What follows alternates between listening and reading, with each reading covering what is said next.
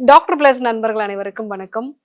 நைட்ல திடீர்னு நெஞ்சில ஒரு வலி இருக்கு. இந்த வலி ஹார்ட் அட்டாக்கா இருக்குமோ அப்படின்னு பயந்து டாக்டர் கிட்ட போறாங்க. டாக்டர் இசிஜி எடுத்து பார்த்துட்டு எல்லாமே நார்மலா இருக்கு அப்படின்னு சொல்றாரு. இந்த மாதிரி நான் ஒரு 2 மாசத்திலேயே 8 வாட்டி ஹாஸ்பிட்டல் போயிட்டேன் டாக்டர் அப்படின்னு சொல்லக்கூடிய நபர்கள நான் பார்த்துருக்கேன். ஸோ இந்த செஸ்ட் பெயின் அப்படிங்கிறது 60% வயிறு சம்பந்தமான பிரச்சனைகளாலயோ இல்ல மற்ற காரணங்களாலயோ தான் உருவாகுது அப்படிங்கிறது ரீசன்ட் ரிசர்ச் சொல்லுது. ஸோ எதனாலலாம் இந்த செஸ்ட் பெயின் வரும்? ஸோ கேஸ்ட்ரிக் ப்ராப்ளம் இருந்ததுன்னா அதை எப்படி நம்ம கண்டுபிடிக்கலாம்? எல்லா டைப் ஆஃப் செஸ்ட் பெயினும் ஹார்ட் சம்பந்தமான ஒரு பிரச்சனையா? அதை பத்தி தான் நம்ம இன்னைக்கு பார்க்க இருக்கோம். ஏன்னா இது ரொம்ப முக்கியமான விஷயம். நிறைய பேர் அது சாதாரண வலின்னு சொல்லிட்டு பார்க்காம விடும் பொழுது ஒரு ஹார்ட் அட்டாக்கா மாறி அதனால உயிரிழப்புகள்லாம் வரதை பார்த்துக்கிறோம்.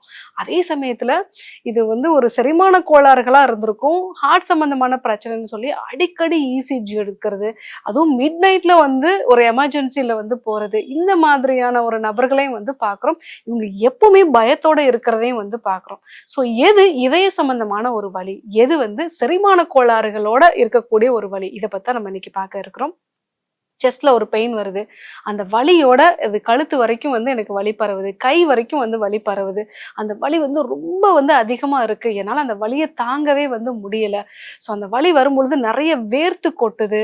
சில பேருக்கு பாத்தீங்க அப்படின்னா ஒரு மாதிரி படபடப்பாகி மயக்கம் வரக்கூடிய ஒரு நிலையெல்லாம் இருக்கும். இந்த மாதிரியான அறிகுறிகள் இருக்கு அப்படின்னா அது இதய சம்பந்தமான பிரச்சனைகளா இருக்கலாம்.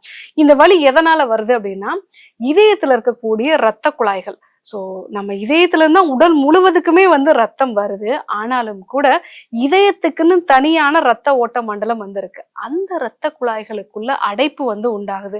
அப்ப அடைப்பு உண்டானா என்ன ஆகும்? ஒரு இடத்துக்கு ரத்தம் போகாது. அப்ப இதய தசைகளுக்கு ரத்தம் போகல. ரத்தம் போகல அப்படிங்கும் பொழுது இதயம் அந்த ரத்தத்தை உந்தி தள்ளக்கூடிய ஒரு ஆற்றல் அதுக்கு குறைஞ்சிருது. ஒரு குறிப்பிட்ட தசை மட்டும் பலகீனமாய் போடுது. ஸோ அப்போ ரத்தத்தை வெளியேற்ற முடியாம அது திணறதான் நம்ம ஹார்ட் அட்டாக் இல்ல இதய செயலிழப்பு அப்படிங்கிற மாதிரி நம்ம சொல்றோம். ஸோ இந்த மாதிரியான ஒரு அறிகுறிகள் இருக்கு அப்படின்னா அது இதயம் சார்ந்த ஒரு பிரச்சனையா இருக்கலாம்.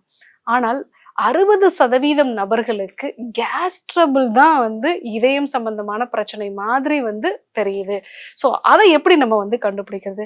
இந்த வலி வருது, செஸ்ட்ல ஒரு பிடிச்ச மாதிரியான ஒரு வலி இருக்கு, திடீர்னு அங்க ஒரு லாக் ஆன மாதிரியான ஒரு வலி இருக்கு அப்படின்னு சொல்லுவாங்க. இது எப்படி வந்துச்சு அப்படின்னா சாப்பிட்டு கொஞ்ச நேரம் கழிச்சுதான் டாக்டர் வந்துச்சு அப்படின்னு சொல்லுவாங்க. இந்த வலி வரும் பொழுது ஒரு ஏப்பம் விட்டா கொஞ்சம் எனக்கு பரவாயில்லாம இருக்கு, அந்த வலியோட அளவு குறையுது, இல்ல உடம்புல கேஸ் பாஸ் ஆனா கொஞ்சம் கம்ஃபர்ட்டா இருக்கு அப்படின்னு சொல்லுவாங்க. அதுவும் நடுமுதுகுல குத்துற மாதிரியான ஒரு வலி இருக்கு.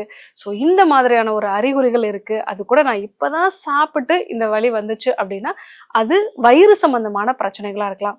அது மட்டும் இல்லாம ஒரு சிலருக்கு ஒரு சில உணவுப் பொருட்களை சாப்பிட்ட பிறகு இந்த வலி வரும். ஒரு பஜ்ஜி சாப்பிட்டேன் டாக்டர், இல்ல நல்லா சூடா காஃபி குடிச்சேன், அதுக்கப்புறமா இந்த வலி வருது. இப்படி ஒரு உணவுப் பொருட்களை தொடர்ந்து இந்த வலி வருது அப்படின்னா அது வயிறு சம்பந்தமான பிரச்சனையா இருக்கலாம். ஏன் இந்த வயிறு சம்பந்தமான பிரச்சனை ஒரு நெஞ்சு வலி மாதிரி தெரியுது அப்படின்னா நம்ம நல்லா வயிறு ஃபுல்லா சாப்பிடும் போதோ இல்ல வயிறுக்குள்ள கேஸை ப்ரொடியூஸ் பண்ற மாதிரி ஒரு பயிறு வகைகள்லாம் நம்ம சாப்பிட்றோம், இல்ல எண்ணெயில பொரிச்ச உணவுகளை நம்ம சாப்பிட்றோம் அப்படின்னா அந்த வயிறு உப்புசம் ஆகும் பொழுது அது மேல இருக்கக்கூடிய உதரவிதானம்னு சொல்லக்கூடிய டயப்ரம அழுத்துது. ஸோ அந்த மாதிரி அழுத்தும் பொழுது நம்மளுடைய வயிறு பகுதிக்கும் சரி அதே மாதிரி இதயத்துக்கும் ஒரே வகையான நரம்பு மண்டலம் தான் வேகஸ்ன்னு சொல்லக்கூடிய இந்த ஒரு நரம்பு. இது அழுத்தப்படும் பொழுது நம்ம மூளைக்கு இது ஒரு இதயம் சம்பந்தமான ஒரு வழியா தெரியுது. அதனாலதான் நிறைய பேருக்கு இந்த கேஸ் ட்ரபிள் வரும் பொழுது எல்லாமே வியர்த்து கொட்டுற மாதிரியான ஒரு சில அறிகுறிகள் கூட வர ஆரம்பிக்கும்.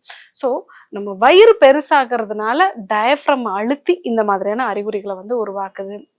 அது மட்டும் இல்லாம நம்ம வயிற்றுல நிறைய கேஸ் ஃபார்ம் ஆகும் பொழுது அது நம்மளுடைய உணவு குழாய்க்கு வருது, அதாவது ஈசோஃபேகஸ் பகுதிக்கு வருது அப்படின்னா அது நெஞ்செரிச்சலை உண்டாக்கும். இந்த நெஞ்செரிச்சலை உருவாக்கும் பொழுது அங்க இருக்கக்கூடிய நரம்புகள் எல்லாமே நம்மளுடைய இதயத்துக்கு பக்கத்துல இருக்கிறதுனால இதுவும் ஒரு இதயம் சார்ந்த ஒரு வழியா தெரியுது. அதுவும் முக்கியமா நைட்ல இந்த பிரச்சனை வரும் பொழுது நமக்கு ஒரு பயத்தை உருவாக்குது. இதுவே டே டைம்ல வருது அப்படின்னா நமக்கு யோசிக்கக்கூடிய ஒரு திறன் இருக்கும். ஸோ நான் ஒரு பஜ்ஜி சாப்பிட்டேன், இல்லை வந்து நான் ஹெவியான ஒரு மீல்ஸ் சாப்பிட்டேன் அப்படிங்கிறத வந்து உணர்ந்து நம்ம வந்து அதை நம்ம மைண்டை வந்து சமாதானப்படுத்திப்போம். ஆனால் நைட்டில் வரும் பொழுது இது ஒருவேளை இதே சம்பந்தமான ஒரு வழியா இருக்குமோ அப்படிங்கிற ஒரு பயம் வந்து இருக்கும்.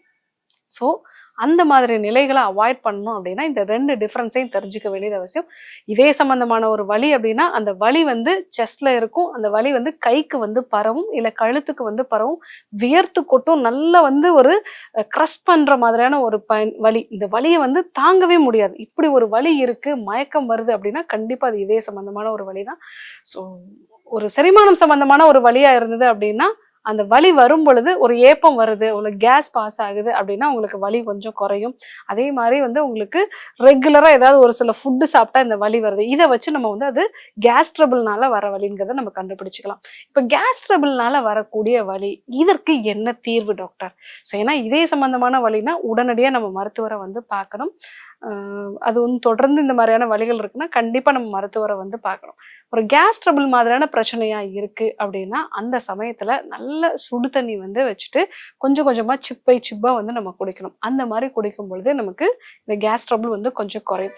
ஸோ இந்த மாதிரி தண்ணி குடிச்சிட்டு ஒரு 10-15 நிமிஷம் நம்ம வந்து நடக்கணும். அந்த மாதிரி நடக்கும் பொழுது நம்ம புவியீர்ப்பு விசையினால அந்த வயிற்றில் இருக்கக்கூடிய கேஸ் வந்து குறைஞ்சு நமக்கு வெளியே போகும். அதே மாதிரி அந்த சமயத்துல ஜீரக தண்ணீர் வந்து எடுத்துக்கலாம். ஜீரகத்தை கொதிக்க வச்சு அந்த தண்ணியை வந்து நல்லா சூடா நம்ம கொஞ்சம் கொஞ்சமா சிப்பா வந்து எடுத்துக்கலாம்.